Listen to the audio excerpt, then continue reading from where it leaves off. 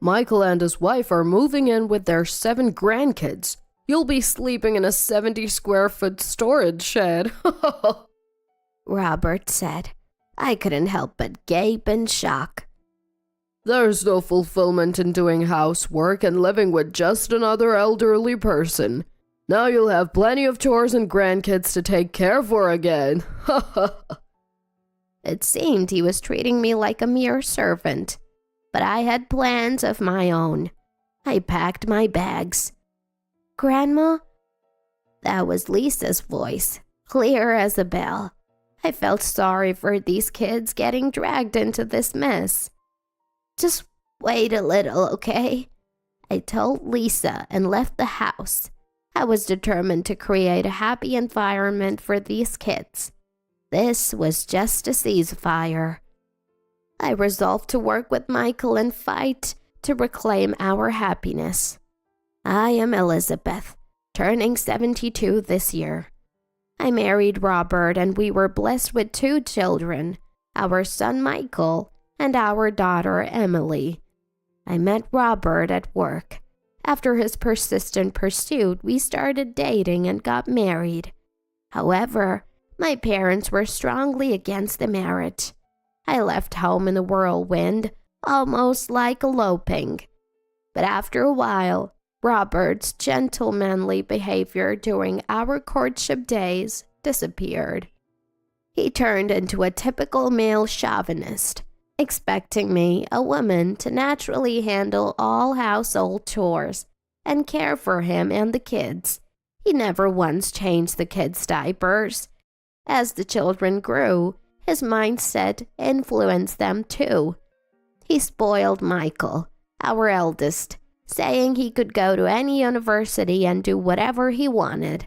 But for Emily, our daughter, he declared, education is useless for women, and denied her college education. Heartbroken, Emily gave up her dream of studying further. Without the permission to work, I had no savings. I apologized to Emily, but she said, I know what Dad is like, and it's okay. I'll make it on my own. Years later, Emily studied in Canada and married a local. We rarely meet, but she has found happiness on her own terms, just as she promised. Even if the parents are flawed, the children can still grow up strong. I'm deeply grateful for that. Michael, after graduating from college, got a job at a local company. He seems busy, but seeing him work so diligently makes me feel proud of his growth. Years later, one day, my husband and I received a request to talk from Michael. He seemed serious. I wondered if he wanted to quit his job or if something was bothering him. However, what Michael said next was completely unexpected. I want to get married, he announced. A wonderful surprise indeed, but I hadn't sensed any signs of this. I never heard about him dating anyone. Curious, I asked, who is she? Michael shared about her with a bit of shyness. I was concerned about Robert listening silently beside us. Would he impose the same archaic expectations about women and household chores on Michael's wasn't unthinkable, given how Robert always prized Michael. Though I had remained silent in the past, I was ready to confront Robert if it meant protecting my children's happiness. Fortunately, my worries proved unnecessary. Robert didn't interfere with Michael's marriage. Instead, he quietly observed their happiness. Michael's wife Karen turned out to be a wonderful woman, kind to us, and even engaging Robert in conversation, which he seemed to enjoy. Michael and I felt relieved seeing this. "You've found a great wife," I commented. Michael beamed, saying, I think so too. Their happiness was evident. Soon, it took a more tangible form. Karen is pregnant.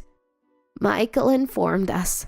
Grandchildren followed, and before we knew it, Michael and Karen were blessed with 7 children, becoming a large family. Robert generously supported them, frequently giving money for education and living expenses. I can't accept this much every time. Michael would protest, but if Michael refused, Robert would give it to Karen. The frequency of this generosity concerned me. Robert, if you keep giving money like this, we'll run out of living expenses. We haven't done much for Emily, yet you give Karen money so often. Can't you think it over? However, Robert reacted more angrily than I expected. We didn't speak for about a month.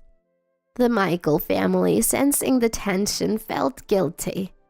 Sorry for causing a fight. Michael apologized. I don't blame Michael's family at all. But Michael said, I'll refrain from coming to the house for a while. I also asked him to do so until Robert calms down. Years later, after Robert retired and Michael's children grew up, our marriage was reduced to minimal conversation following that fight. Since then, Robert never gave money to Michael's family in my presence, but he apparently often went to their house to give Karen money.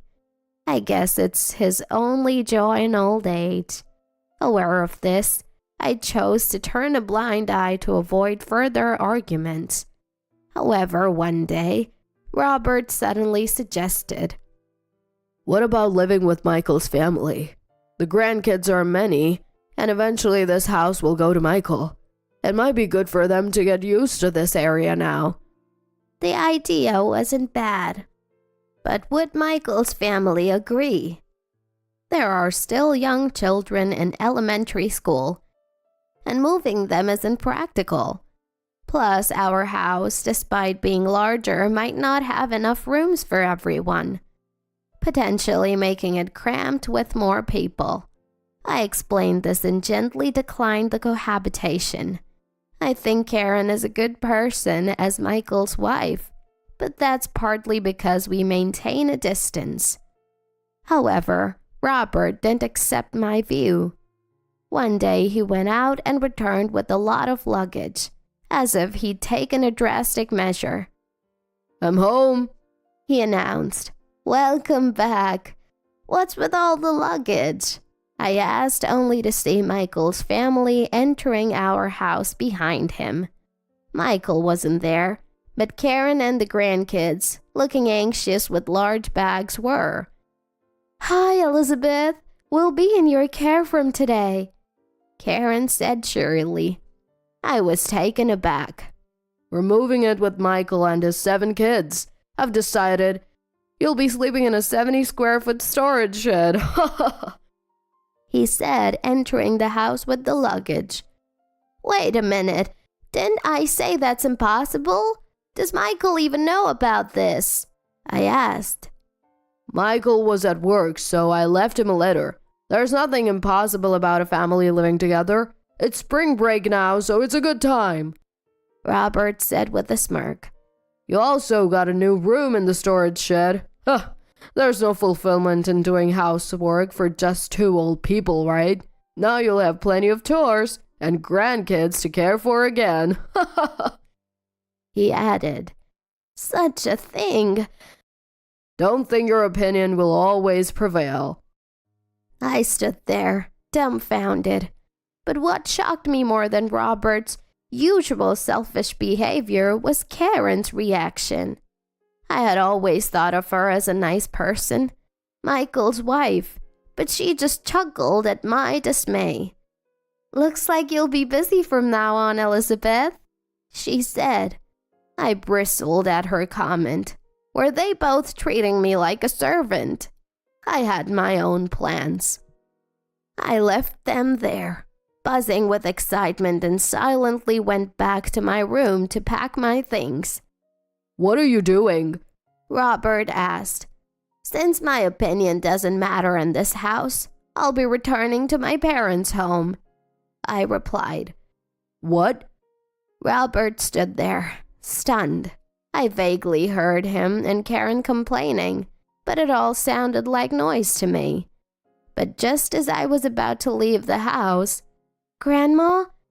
I clearly heard Lisa's voice. The poor kids, caught up in all this. Just wait a little, I told Lisa and left.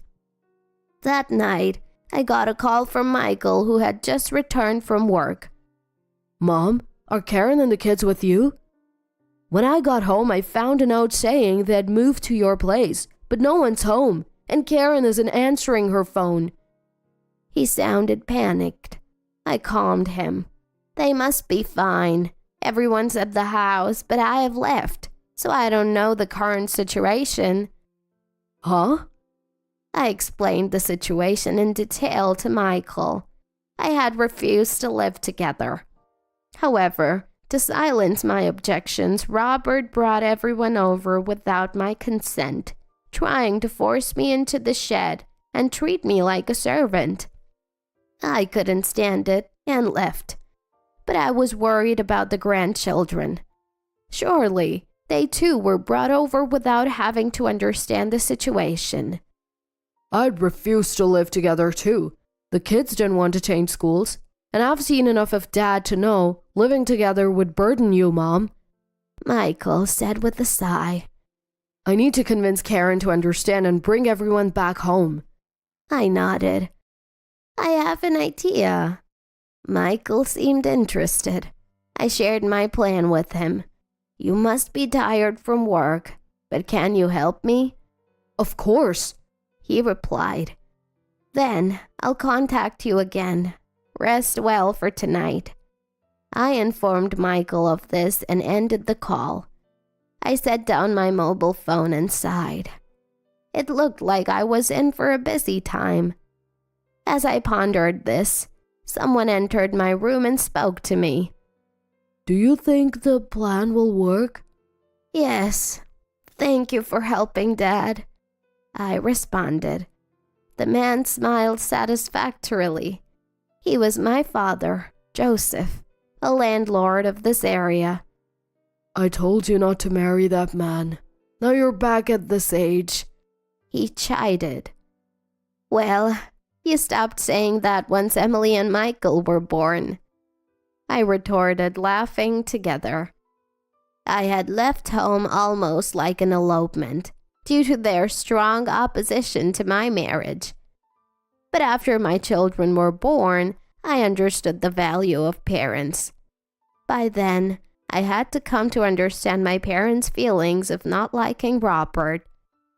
I had secretly returned home once to introduce my children to them. My dad, initially angry at my return, quickly softened at the sight of his grandchildren. Come back whenever you're in trouble, he had said. Though we weren't close with our relatives, parents are always parents. Robert didn't know, but my parents had paid for Emily's study abroad. He thought he had funded it, but he only contributed 30%. He was a fool to think that the little amount covered it all. I decided to rely on my parents for this matter and returned to their house. It felt shameful to depend on my elderly parents, but I was ready to do anything to protect my children and grandchildren. They understood my feelings. Dad had a simple solution. Just kick them out. And so began my counterattack based on Dad's strategy. The next morning, I went to the office to get divorce papers and returned home. Robert, seeing me return, smirked. Did you spend the night outside? The shed would have been better. I ignored him and looked towards the kitchen, hearing water running. I thought Karen might be cleaning, but it was my granddaughter, Lisa, a primary school student. Where's Karen? Why is Lisa cleaning up? I shouted at Robert in frustration. Lisa is a girl. She should be able to do housework. He responded nonchalantly. Angered by his words, I retorted, "Karen is the woman here, isn't she?" She must have noticed my voice. Lisa closed the faucet tightly and smiled at me with relief. "Welcome back, Grandma." "I am back. Sorry. Where's Karen?" "Mom's still sleeping." I was surprised again. Sleeping? It was already past 9 a.m. "Did you make breakfast, Lisa?" "No, Sarah did before she went to club activities, but it's always like this. I'm in charge of cleaning up." "I see. Good job." Although I praised her, I was shocked. What had Karen been doing all this time? Making the kids do all the housework while she did nothing. These doubts began to surface. "Where's Karen sleeping? I'll go wake her up." I asked Robert. Suddenly he became flustered. She's finally sleeping. It's cruel to wake her up. She's tired from being in a new house. Let her sleep today." Had he ever shown such consideration for me? I did want him to be kind to Michael's wife, but this seemed like pampering, not kindness. Ignoring Robert, I climbed the stairs to the second floor. "Karen, where are you?" I called out loudly. Then I heard a noise from our bedroom. With a bad feeling, I hesitantly opened the door. Karen emerged with disheveled hair. "Ah, Elizabeth, welcome back." Was she sleeping here? With Robert? My expression must have revealed my doubts. Karen awkwardly explained.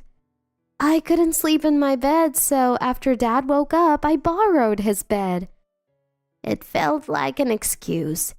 I had sometimes thought they were too close, not just friendly. Maybe I was foolish for never doubting them. I decided not to present the divorce papers I had brought. I realized there was something else I needed to do first. "So, what are you here for? Move your stuff to the shed." Robert, who had followed me, said in panic.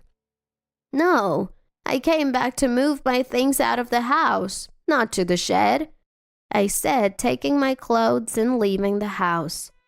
Lisa looked anxious as I left, but I couldn't do anything for her now. "Lisa, I'll be back," I assured her, pained by her obedient nod. After leaving the house, I immediately contacted Michael. I knew it might shock him. It could be a misunderstanding, but I couldn't keep silent. Michael seemed shocked over the phone, falling silent. It might be my misunderstanding, but if it's true, it's serious. We can't leave the kids in that house. Sarah, the eldest grandchild, is a middle school student. If she realized their relationship, it could deeply hurt her during these sensitive years. "Okay, let's gather evidence." Michael agreed. That night, after 11 p.m., I met up with Michael. He had contacted Karen. He told her to come home because it's far from work if she stays at her parents' house. But Karen refused. "Why doesn't Michael just commute from there? You can come home only on his days off." Karen and Robert must be thinking they'll have the night to themselves without Michael coming back. We contacted Sarah, the middle school student, and asked her to secretly open the house door for us. She complied, opening the door for us late at night while pretending to go to the bathroom. We entered the house and went into the shed Robert called my room. After everyone went to sleep past midnight, we heard footsteps from the living room to the bedroom upstairs. Michael and I looked at each other, waited for the bedroom door to close, and then quietly went upstairs. Standing outside the bedroom, we heard unmistakable sounds from inside. Staggering, I was supported by a pale-faced Michael. We decided and forcefully opened the bedroom door. "What?" "Wow! Karen and Robert, startled, hid under their blankets. Recording a video for evidence, Michael stood by as I said, "Do you realize what you're doing? Disgusting! Who should leave this house? Think about it." "Wait, it's not what it looks like," Karen protested from under the blankets. But Michael, with a cold expression, kept recording, saying nothing. "Stop the video!" Robert pleaded in panic, but Michael didn't respond, muttering, "Divorce. I won't think of you as dad anymore." His words were justified. I couldn't consider such people family anymore. Not wanting to wake the children with more noise, we decided that gathering evidence was enough for the night. Michael and I say to them, "Sorry to interrupt." "Continue, why don't you?" we said, leaving the bedroom. Michael sighed deeply, and all I could do was pat his back. The grandchildren were sound asleep in the living room. Neither of us could sleep, nor could we leave the kids and go back home. "You should go home and rest," I suggested, but Michael shook his head, watching the children sleep. The next day, I had Emily pick up the kids. She had hurried back from abroad after hearing from my father that I was kicked out. When she said she would take them to the amusement park, the kids were thrilled. It had been a while since Emily and the kids met, but she, being childless, adored her nephews and nieces, and they were attached to her, so they happily left with her. Left with just 4 of us in the house, we placed the divorce papers in front of Robert and Karen, demanding they sign. Karen began to sob, and Robert looked pale and frozen. "What are you doing? Write it quickly," I urged. Robert pleaded. "I'm truly sorry. The shed thing was a joke, and yesterday I just got carried away." His ramblings sounded like excuses, which I didn't want to hear. "Who cares about getting carried away? You hit on your son's wife. Disgusting old man." Michael spat. "And you? Karen, write it now." Karen burst into tears at his words. "I'm sorry. I really regret it. Let's go back home and live together again." But Michael's heart was unmoved. In fact, he laughed and said, "Go back where? You don't have a home anymore." Karen stopped crying and started trembling. "The house will go back to Mom. It was originally her house," Michael declared. I smiled at his words. The house Michael had been living in was built on land my father had given to me as a wedding gift to Michael. "I can't let Robert know I gave you the house. He may not be my favorite, but he's your dad. I did this on my own. No need to tell them," Dad had said. Michael and I kept it a secret to maintain Robert's dignity. Michael was grateful and had thanked Dad. "Sorry, I can only do this much for my grandchildren," Dad had said, embarrassed but clearly happy. Such a stark contrast to grandparents who exploit their grandkids. So, the land and the house were in my name. I then revealed another fact Robert didn't know. "By the way, the land this house is built on is also Dad's. I'm leaving, so either buy the land or return it as a vacant lot, okay?" I said cheerfully, and Robert turned even paler. This land was also given by Dad as a celebration of Michael and Emily's birth. Robert thought I had severed ties with my family, but in fact, Dad was the real owner. There's no way Robert, a stranger now, could use it without any relation. That's exactly what Dad meant. "Elizabeth in a shed? Unthinkable. Take the land back.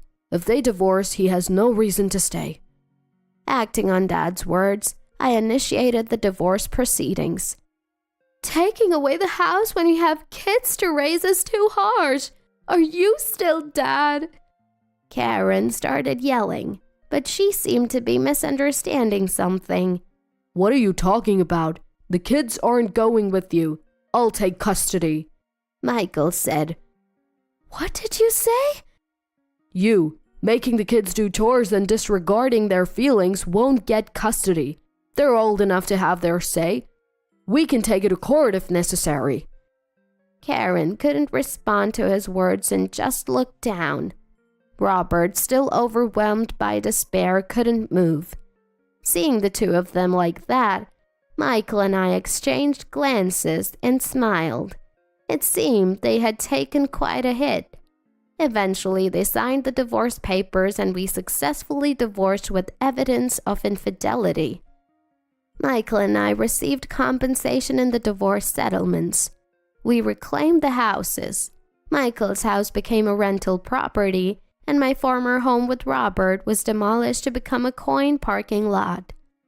Karen returned to her parents' house, where her brother's family lived, likely feeling uncomfortable after her years of slacking.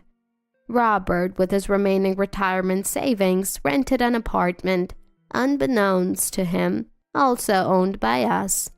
It would be interesting to see how long he could afford the rent. The grandchildren, who had a great time at the amusement park, returned to my parents' house and slept soundly. With plenty of space, each child got their own room. Although it was out of their school district, they could still attend their original school with an application. They quickly grew fond of my parents, calling them great-grandma and great-grandpa.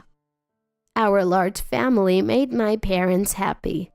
Maybe it was for the best that Michael, the grandkids, and I all lived at my parents' house. Although the household chores increased for me, it wasn't difficult. Seeing the kids play and do their homework gave me strength, and everyone naturally helped out. We hated being forced to do chores before, but if it helps, Grandma, we want to do it, they said, which moved me to tears. Helping out should be voluntary, not forced. That's real education. I feel so happy now, buying donuts and sweets with my grandchildren, enjoying them with my parents. This life is a true blessing.